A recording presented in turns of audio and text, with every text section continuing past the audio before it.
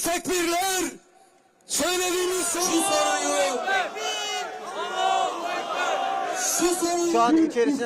These ships, carrying entirely civilians, including 9 Turkish citizens, are currently being unlawfully intercepted. We are here, along with numerous civil society organizations, to protest this. The action by Israel is completely wrong. Let us state this first. However, one of the issues we most want to address here is the indifference shown by the leaders of Islamic countries towards this issue.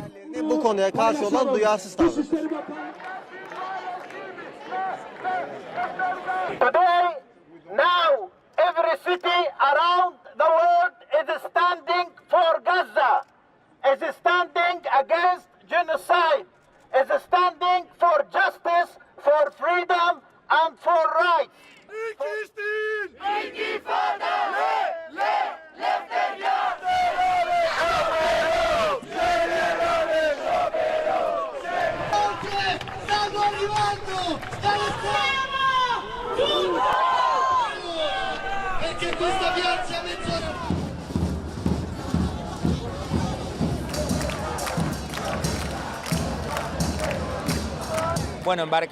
We sailed for almost a month carrying humanitarian aid. Netanyahu called us terrorists. This is a non-violent flotilla. We have no weapons. We carry medicine, food and serum to save lives.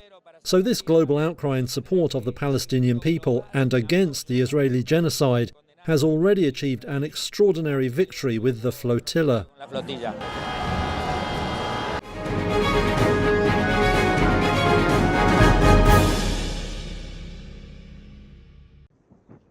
US President Donald Trump's administration on Wednesday froze $26 billion designated for Democratic-leaning states. That followed through on a threat to use government shutdown to target Democratic priorities. The actions showed Trump intends to exploit the shutdown to target his political opponents and expand control over the $7 trillion budget established by the US Constitution as the domain of Congress. The frozen funds include $18 billion for transit projects in New York, where the top 2 congressional Democrats are based. This is the 15th government shutdown since 1981. It has halted scientific research, financial oversight, environmental cleanup projects, and many other activities. About 750,000 federal workers are furloughed, while others, like troops and Border Patrol agents, work without pay. Vice President J.D. Vance warned that a prolonged government shutdown could force tough measures. We are going to have to lay some people off if the shutdown continues. We don't like that. We don't necessarily want to do it, but we're going to do what we have to keep the American people's essential services continuing to run. Past shutdowns have not led to permanent layoffs. The political standoff has intensified, with both sides trading blame as they position for the 2026 midterm elections.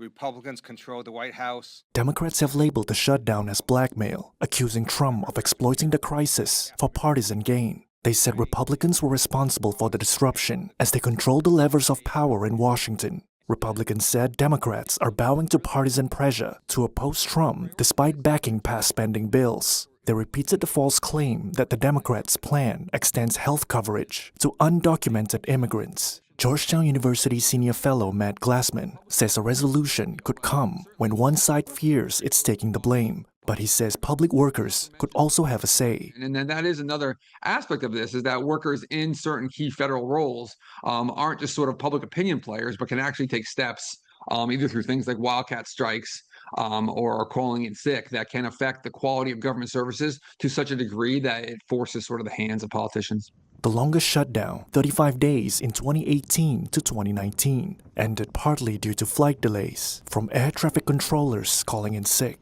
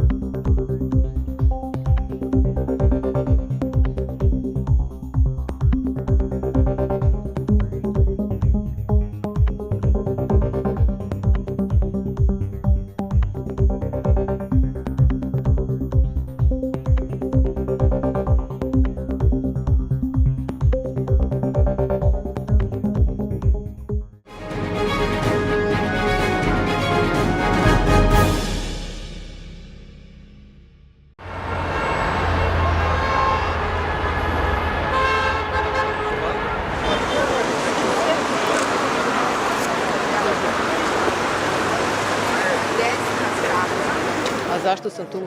Pa verovatno zato što... Why am I here? Probably because, as a mother, I feel a part of the emotions of grief and pain, and everything that has followed us all this time. I mean the torture carried out by this government, which does not understand our emotions, our messages, and our students. I koja ne razume naše emocije, naše poruke, naše studente.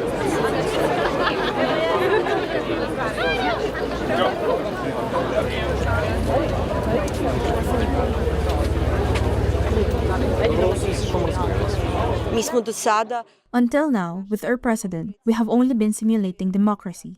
It is finally time to separate the executive, legislative, judicial, and prosecutorial branches of power, which is what we are insisting on. Na tome insistiramo.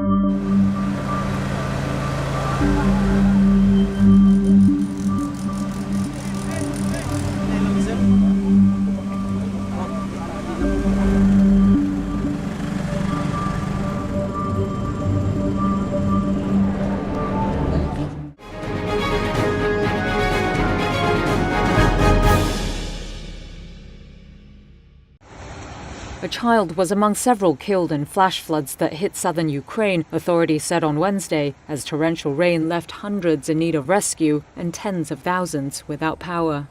Odessa's State Emergency Service released footage showing rescuers pulling people from trapped vehicles. Reuters was not able to independently verify the location or the date when the footage was filmed. An emergency official said among the dead was a family of 5, including the child, who had failed to escape the wave of water that flooded their lower ground floor home.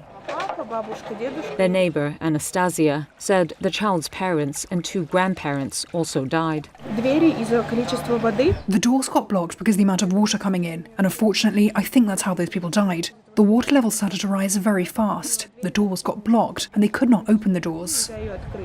Another neighbor, Marina, said her daughter cried as she asked if they would survive. I said to her, "We will survive. We are going to jump from the balcony. We will do something. Maybe someone will come and rescue us." It was terrifying, terrifying. Almost 2 months' worth of rain fell in just 7 hours, Odessa's mayor said in an earlier Telegram post, while regional authorities said on Wednesday the downpours have continued for a second day. Ukrainian President Volodymyr Zelensky called it a horrific situation in Odessa and said he has instructed the Deputy Prime Minister to conduct a full review of operations in the region.